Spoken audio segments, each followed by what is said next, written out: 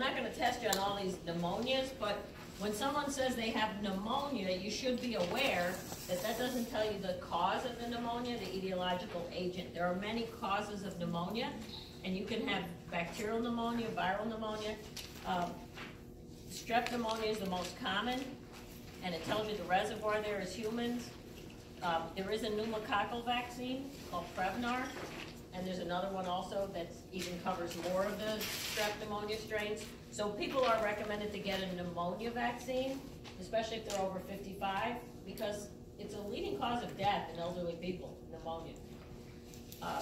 Haemophilus influenza, which is the one that also caused meningitis, that also is a cause of pneumonia, but we don't hopefully get it as much anymore because there's a Hib vaccine that babies get for the protecting meningitis. It happens to protect you against the pneumonia.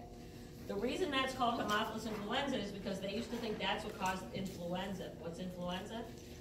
The flu. But then they found out the flu is caused by the influenza virus, and this just causes a pneumonia sometimes after you've had the flu. But they stupidly never changed the name. So that's why it's called Haemophilus influenza. Mycoplasma pneumonia, that's also called walking pneumonia because it's mild. You might cough a lot, but you're pretty functional, and it's kind of a shame because you don't stay home, rather you're walking around spreading it to other people. And mycoplasma, anybody remember what's special about them? They don't have a wall. Mycolic acid? They're wall-less. It's the only bacteria that has no wall. So you couldn't use penicillin, for instance, because penicillin is a wall antibiotic. So that's why it says tetracycline. That inhibits protein synthesis. Notice Legionnaire's disease, or legionellosis, which we talked about right before this slide, is water transmitted. That's not a human-to-human pneumonia. You get it by inhaling mist that contains the bacteria. We talked a lot about that in lab, so if you missed it, come to Lab Friday. And then the second to the last one is called psittacosis or ornithosis. That's a bird-transmitted pneumonia. So people that have birds sometimes get this when they inhale the bird droppings that's in the bottom of a bird cage. Because bird cages sometimes kind of hang at eye level, and then when you pull the paper out that has the bird poop on it, you may inhale the droppings, which if the bird is sick, it could have this germ in it. So this is why they always say make sure you buy a bird from a reputable breeder, and you know, there's a lot of importing of illegal birds, I guess, you know, like anything else. But the bird is sick as well, and you know, it can cause pneumonia. People with HIV were often told, especially at the beginning of the epidemic in the 80s, get rid of a bird, because the last thing they needed was to get pneumonia. What other animal were they told to get rid of? Cats. Cats, because of toxoplasmosis. Right. Okay, so that I just wanted to bring up the fact that pneumonias are caused by a lot of different germs, and then they review them here, but mine was a little darker. I wish they used a darker font. I think it's really hard to read. Okay, so now we're going to move on and talk about viral diseases of the respiratory tract. So influenza is also called the flu, and let me just add that there is no such thing as a stomach flu. You know how people say that? That's not really the flu. Like, you shouldn't use that term. You may have a stomach upset or whatever, but that's not the flu. The flu is influenza, and the symptoms generally are not throwing up or diarrhea. It's got nothing to do with your gastrointestinal tract. So if you're throwing up and you have diarrhea, you may be sick, but you probably don't have influenza. So this virus is inhaled, and then it's taken to the lungs, and then it attaches to cells in the lung, and the virus makes more viruses, and it makes the people to create more mucus, and then it does mention on number 5 there that the infected cells die off, and so the escalator, that ciliary escalator, gets compromised, and that's why, just like with whooping cough, you can cough for months or a long time. It says weeks. Secondary bacterial infections are common, like that Haemophilus influenza pneumonia, and you also exhale the virus. It's got a very short incubation period, only 1 to 2 days. So after you encounter it, you're going to get sick probably within 24, 48 hours. And the symptoms at the very top usually happen, they say, very fast. Like you're good 1 minute, and the next minute you feel like a bus hit you. You have very bad aches and pains, fever, lack of energy, headache, sore throat, nasal congestion, and cough. And it can last for a week to 10 days. If you catch it really early, they can give you, it says under prevention and treatment, it says amantadine and ranitidine. And there's other antiviral drugs newer than those that can help shorten the duration. But you gotta get the treatment right away. I think Tamiflu is commonly given. But again, they say you gotta go like the day you don't feel good or the next day. You can't wait till like day 5 and say, oh, I guess I'll go to the doctor. By then the virus is already so well established that it's not really gonna help.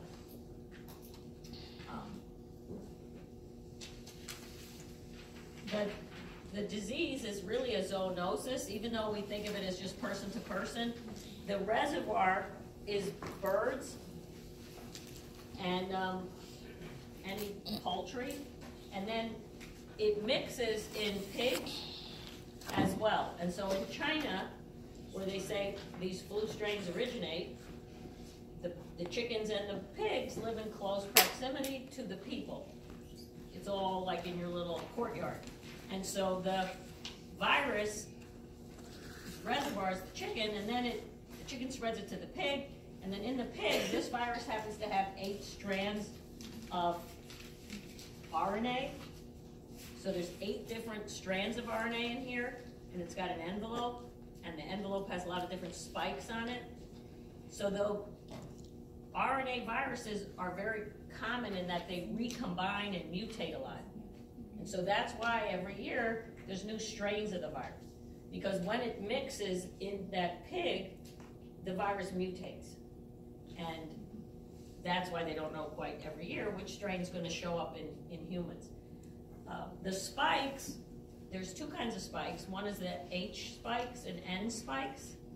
So the H spike is used to attach to the host, and the N spike is used to get the virus out of the cell. And that's where it gets the names they give it every year. Like, let me just go to this for a second. So like some years they'll say it's the H3N2 virus because it's the type 3 H spike and the type 2 N spike. So that's how they describe them. And different years, they show here for different epidemics how severe it was. So like H1N1 was in 1918. That was a super bad year. That killed millions and millions of people. I don't know if I have the data, but that was a pretty bad year. So the symptoms, by the way, some of the symptoms, and especially if you die from the flu, it's usually due to what we call that cytokine storm, where the body is really overreacting and it sends out every kind of chemical messenger it knows, and it causes a lot of damage. But again, there's no intestinal symptoms. So throwing up and diarrhea is not part of this. If you have that, it's probably a GI tract infection. The mortality is kind of low, but when you have millions of people getting it, they say every year about 30,000, 40,000 people die from the flu in the US. They say last year 80,000 people died. Again, the treatment is taking some of these antiviral drugs, but you got to take them really early. And you can prevent it by taking a vaccine. The vaccine contains 3 strains, and it's decided by the World Health Organization and the Center for Disease Control. They travel to Asia every spring, and they bring back bird poop, and they actually isolate what viruses are in the bird poop, and then that's how they predict what's going to make it to America by our season. And we'll talk about this season in a minute.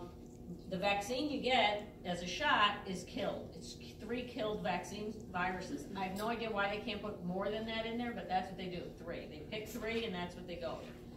If they're wrong, more people die. If they're right, less people die. It's a very serious job.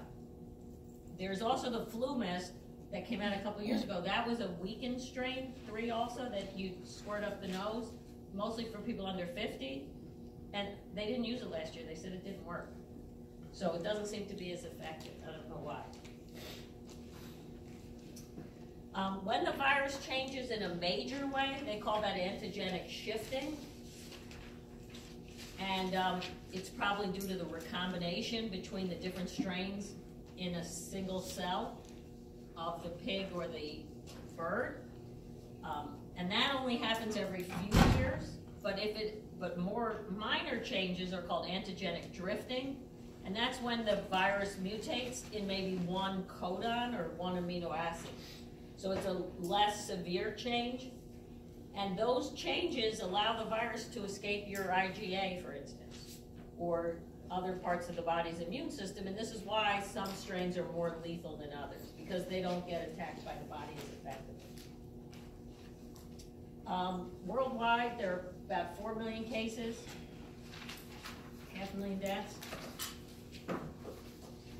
In the U.S. alone, again, there's usually about 30 to 50,000 deaths a year. Last year they said 80,000, I heard. The problem with the reporting is most of the deaths are due to the secondary complications, like the pneumonia that follows.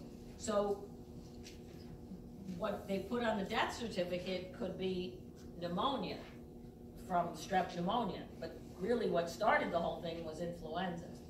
So every doctor or hospital, I guess, they have their own method for doing things, but that's why sometimes they don't really know what you died from. It depends who writes it down, and then they send it to the CDC, and then they analyze it.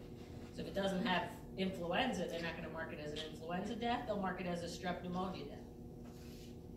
Obviously the person's dead, but this is why the numbers kind of have a big range. This just kind of shows you that in the blue area where we have our flu season November to April. In the red area, they have their flu season April to November. And then in the yellow area, they kind of have a flu season all year round.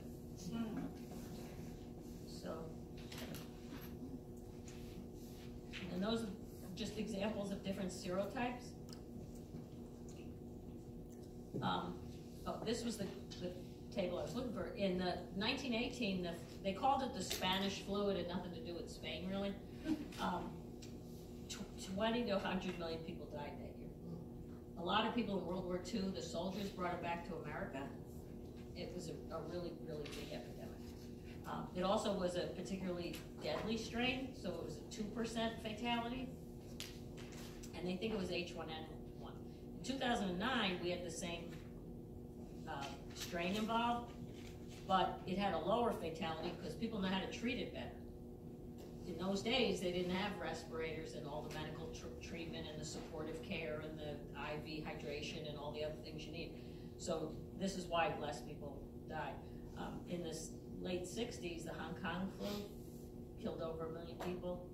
So the flu is a really, really big killer. And again, you know, they offer free flu shots around here, and not everybody takes advantage of it. So you should. They say even if it's not the right 3 strains that year, if they're off a little, you still won't get the flu as badly a case as if you hadn't had the vaccine. So either way, it's protected. And that's it for that chapter. Any questions at all? So that's it for chapter 24? Yeah. Just to make sure, yeah, we did the cold, right? I know we did Legionnaire's disease. Okay, so we're done with that chapter. So again, if you didn't come to lab, we did the beginning of the respiratory diseases. We did all these. We did strep throat, diphtheria, pertussis, tuberculosis, and Legionnaire's disease. And I think we did the common cold, right? Right. And then today we did influenza. That was really the only thing left. Okay, so now we're going to move on to diseases of the digestive system. And then Monday we'll do the sexually transmitted diseases and kidney and bladder infections. Okay, so obviously diseases of the digestive system are mostly transmitted in contaminated food and water. And that's called the fecal-oral cycle. And you can break this fecal-oral cycle by proper sewage disposal. So it was a good idea before there were flush toilets to put an outhouse outside of the house as far away as you could as possible. You know, think about the caveman who was a wanderer. you know, he would poop and then keep traveling 10 more miles. He didn't go back to his house. They just travel, looking for food all the time. That kind of was healthy. The minute people start pooping and staying in their area, you gotta figure out a way to get rid of it. And also, another problem with staying in one area is when people die, what do you do with the bodies? You know, so these are all problems that mankind has solved along the way. But whenever there's, say, a natural disaster like a flood or something, sometimes there's sewage issues where the fresh water is contaminated with sewage. We disinfect drinking water with what? Chlorine. Okay, so that's an enormous modern health advantage. Proper food preparation and storage. Not only do we know how to prevent it, but we have refrigerators, we have freezers, we have bells that go off if the temperature isn't correct. It's supposed to be, you know, lower than 40 or above 140. Everything is very standardized nowadays. There's no reason, you know, most contamination is human error. People not following the rules. People leaving stuff out overnight, and then they put it back in the fridge, but it already stayed out overnight. Now you got to throw it away. We're going to skip the first part because it's about dental caries, which we covered in lab when we did the, what test? The Snyder's test, okay? So I just want to point out here, though, that dental caries is primarily by strep mutans, and periodontal disease is caused by different bacteria, and that's due to having bacteria go between the gum line, and that's really what causes tooth loss, not cavities. And then there's even worse periodontal disease, which is called acute necrotizing ulcerative gingivitis, where the person really has receding gums, and again, the teeth fall out. So we're going to just skip this because we did this in lab. But this is a cool picture because this shows glucose growing, strep mutans growing only in glucose, and this is showing it in sucrose. So notice all that like gummy stuff around it? That's the dextran that strep mutans produces that makes it stick more to the teeth. So if you eat sugar, you get more plaque accumulation in your teeth than if you had just eaten glucose. It's pretty amazing. And then this shows that dental caries, how the acid starts to erode away the enamel. And they say that human remains from older times show tooth decay in only about 10% of people. It wasn't until the 17th century when people decided they wanted to have sugar in their diet. Until then, the sweetest thing you'd eat was like an apple. You know, it was like a quarter of a teaspoon of sugar in the whole thing. But then we started to figure out how to take sugar cane and sugar beets and make granulated sugar, and then people started in pies and candy and beverages and coffee, everything sweetened, and that's what leads to tooth decay. And then periodontal disease, which I talked about a little bit in lab, I think on Monday, but not yesterday, or not Tuesday, was just this idea that the gums start to recede. And that's because people don't floss. If you brush, you're not getting the bacteria out of this area here. That's called the gingival crevice. And if the bacteria stay in there, they produce acids and other harsh chemicals that start to dissolve the gum. And then you get this thing called a pocket. And that's where more food and bacteria accumulate. And it becomes anaerobic in there because there's no oxygen deep under the gum. And then slowly the gum is receding so much that the tooth loses its supporting structure, like it can't stay in the mouth anymore, and it falls out. And so that's totally preventable. And yet they say 35% of adults have that. 50% of adults have gingivitis. If you floss and your gums are bleeding, you have gingivitis. You need to keep flossing every day, and it'll go back to healthy. But once you have periodontal disease, you can't really fix it with flossing because the gums aren't going to grow back. So go home and floss. Why do you think sugarless candies and gum, which have sugar alcohols, are not cariogenic? Nothing to do with you. The bacteria what? Can't metabolize it. Right. The bacteria in your mouth can't use the sugar alcohol, so they don't make acid. And that's why sugarless gum is healthier. That's why diet soda is healthier. If you're going to sip a Coke all day, you better make a diet or you're going to rot your teeth because it's the duration of sugar exposure. more than even the quantity. And people sometimes sip on these large beverages all day, and that includes any beverage. I don't care, like if Gatorade has sugar in it, that's also too much to take. Yeah, smoking does everything. Yeah, and that's because it stops circulation. It's so you don't get blood supply, and you don't get immune health and stuff.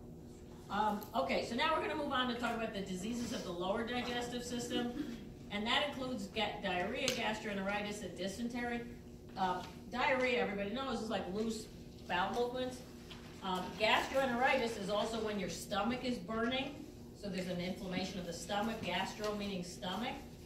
And dysentery is more severe diarrhea, where there's a lot of blood and mucus in the bowel movement, because that shows there's like a, kind of like a shedding of the lining of the intestines with blood. There's maybe a perforation by the bacteria, so that's even worse. So diarrhea is less severe than dysentery. What's important to note is most of these illnesses you would recover. What kills you is a dehydration until you're recovered. So the treatment isn't really often antibiotics, it's oral rehydration therapy, or ORT, which is really a mixture of salts and fresh water. That's like Gatorade or Pedialyte. In poor countries, they give the people a bag of salts, sodium chloride, potassium, the electrolytes, and then hopefully they have clean water to dissolve it in, and that's what you need to drink. So you can't just drink water, you need to replenish the electrolytes. So what kills you with these is often the dehydration. And little kids get dehydrated faster, so that's why they're often the ones that die from these diseases.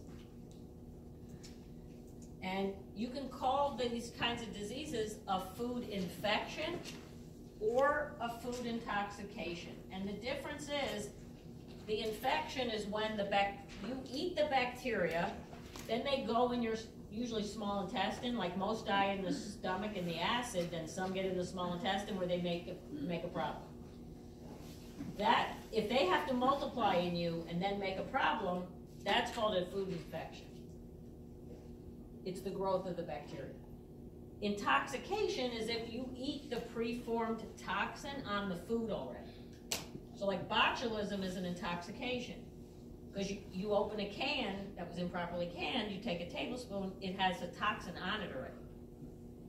Okay, now, one of the ways to tell the difference is which one has a shorter incubation period.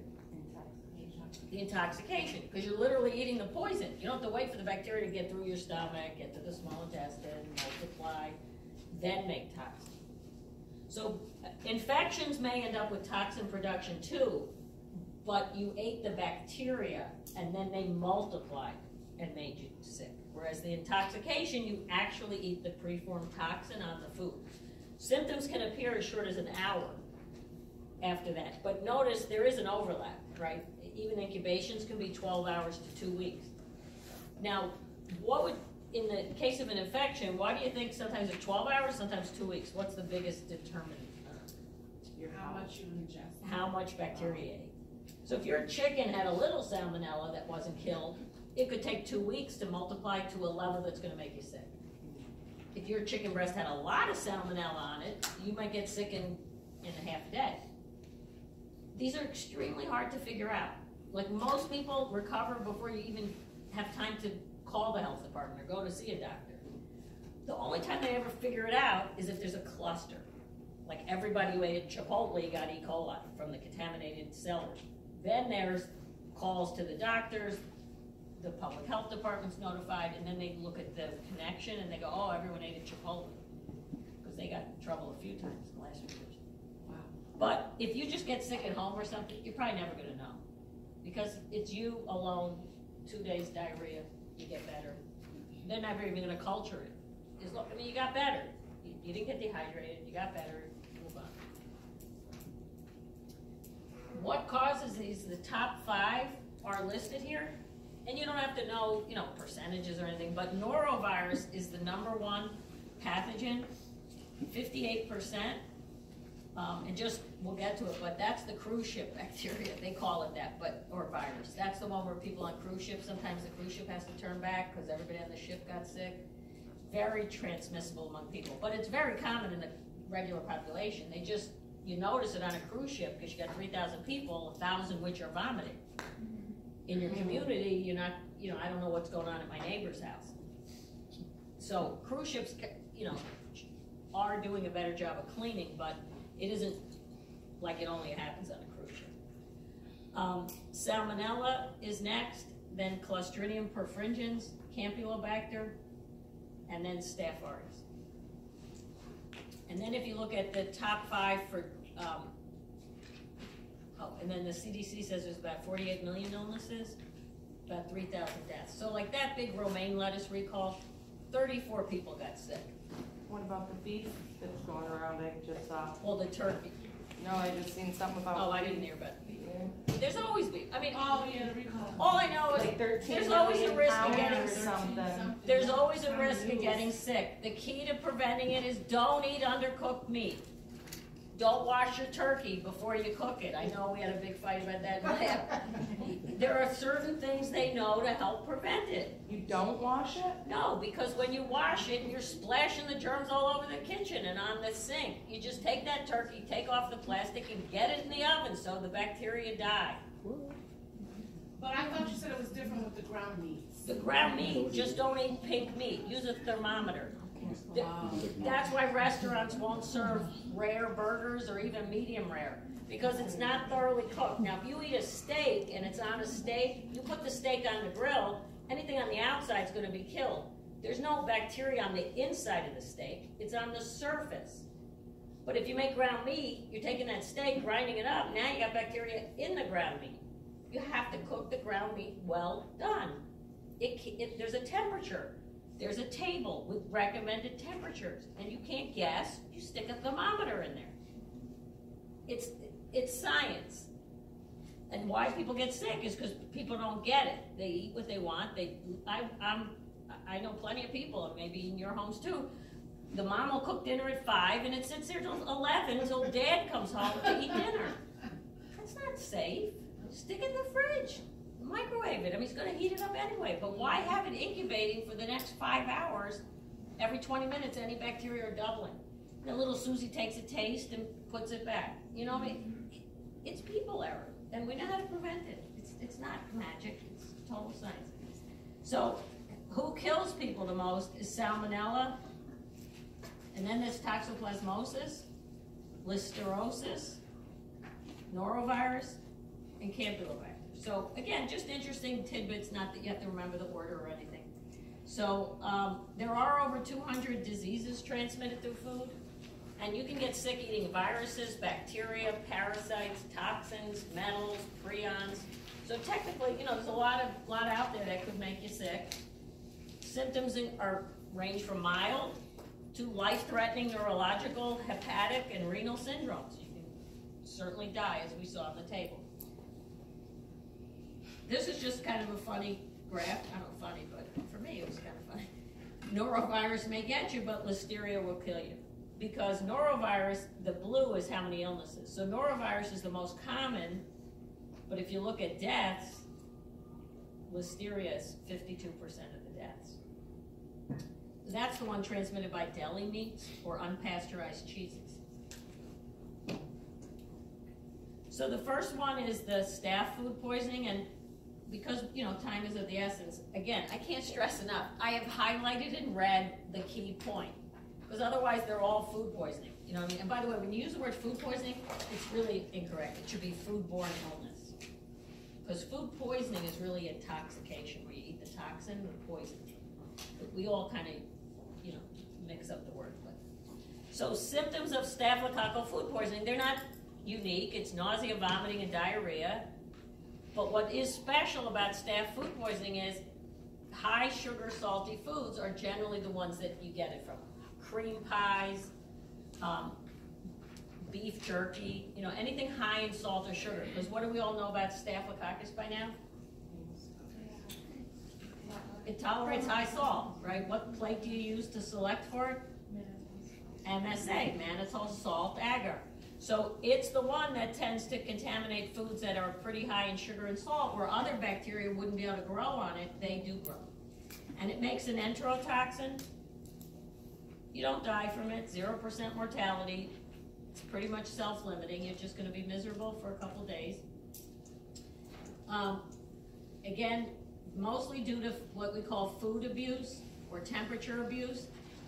The food is cooked sometimes thoroughly, the bacteria are killed, but then a worker with staphylococci on their hands touches the food incorrectly, and now the food has staphylococcus on it. The food might be left at room temperature, the organisms incubate in the food long enough to release a toxin. And what's special about staphylococcal enterotoxin is, unlike all other toxins which are denatured under high heat, even botulism is destroyed in 5 minutes boiling. It's heat resistant. It can withstand boiling for 30 minutes. That's pretty resistant. Not many proteins can withstand boiling for 30 minutes, so even if you heat the food again thoroughly, you'll still get sick because it was formed when you left it out on the counter. So don't leave food on the counter. People carry it on their hands, staph aureus. Remember we did the test, some of you have it. Ham is the most common food associated with it because hams are pretty salty. About 185,000 cases. Okay, now there's two kinds of salmonella. Salmonella that causes typhoid fever is called Salmonella typhi. And then there's Salmonella enterica, which causes the gastroenteritis, which is like the food poisoning kind. What food do you think of when you think of salmonella? Chicken, right. So salmonella, I'm just going to skip through this because it's salmonella, the one that from food poisoning, is associated with chicken and also eggs. So this is why restaurants no longer make like a Caesar salad with raw eggs, or you may have heard you shouldn't eat raw cookie dough because it is it can have salmonella. Either it got it during the delivery of the egg from the chicken, or it picked up the salmonella on the ground in the chicken coop from the bird poop that's in the chicken coop too. So you can get salmonella from undercooked eggs, and again, people really shouldn't eat the yolk if it's runny. It's iffy. Now, I would eat it because I have a healthy immune system, but if you're cooking for someone with an underperforming immune system, maybe they shouldn't eat undercooked eggs. But no restaurant anymore makes the eggnog with raw eggs. That again used to be, like if you buy eggnog for Christmas, get the pasteurized kind. It's already been treated. If you make it at home, traditionally it had raw eggs. Hollandaise sauce, those are all fancy sauces. They all have raw eggs. Most restaurants don't take a chance anymore. They found other ways to do it. One way to do it is use egg beaters, because egg beaters is like eggs, but it's pasteurized, so it's safe.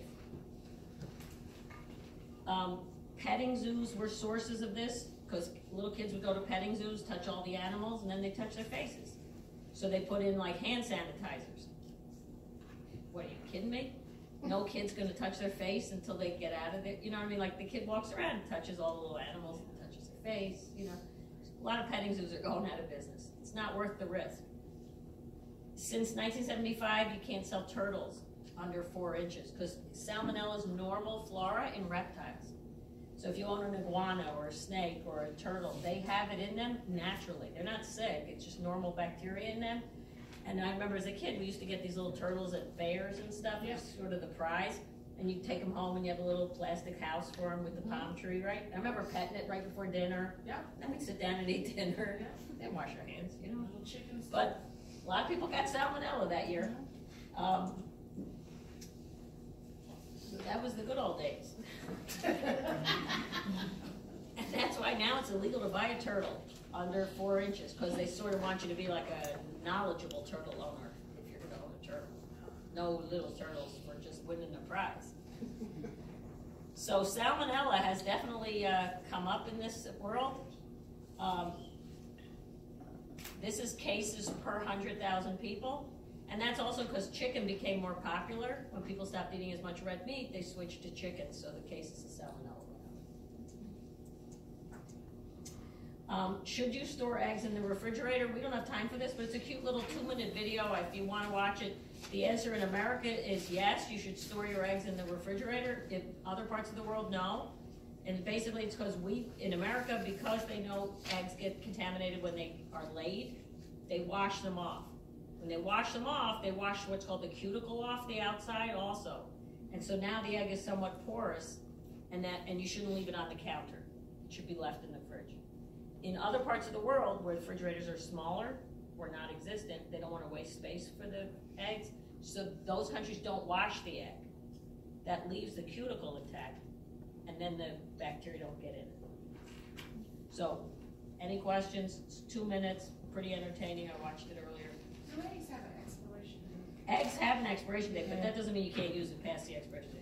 To a point, I cracked one when I was young and came from my great grandma's, and there was something in there. It To a was point. gross. Yes. Yeah. Now, Salmonella typhi is the other one. What do you think of when you think of typhoid fever? I don't know if you guys. Yes. Typhoid Mary? Has everybody heard of her? Hopefully. No? Typhoid Mary. Typhoid Mary. She was I'll tell you the story in a minute, but this is another form of salmonella where the bacteria enter fecal oral. So people who don't wash their hands after going to the bathroom can put it on food, and then people can eat the food and get typhoid fever. And it causes severe intestinal ulcers, bloody stools, stomach pains, high fever, and it has about a 20% mortality rate. And so this used to be a big problem in New York, and they said that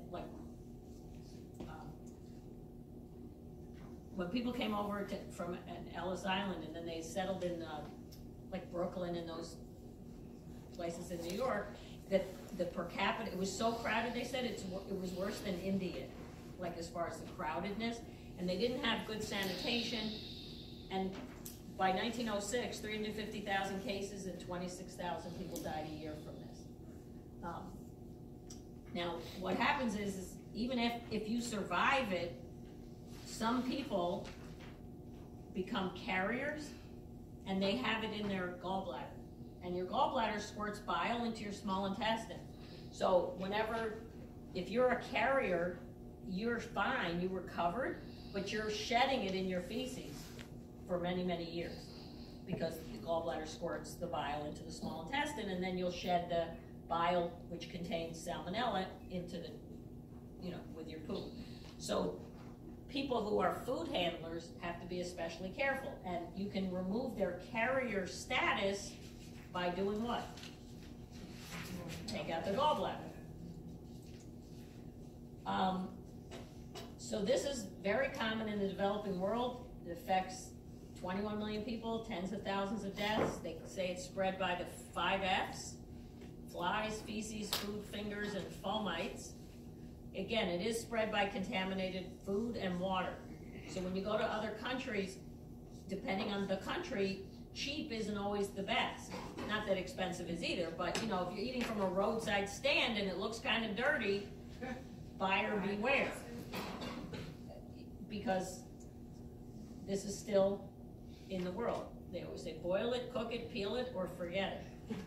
So raw vegetables, anything raw would be more likely contaminated. Ice, is ice safe? No, because freezing doesn't kill bacteria. So if you're in a country and it's not sanitary, you're better off drinking from the bottle of Coke, not pouring it in a glass that was washed with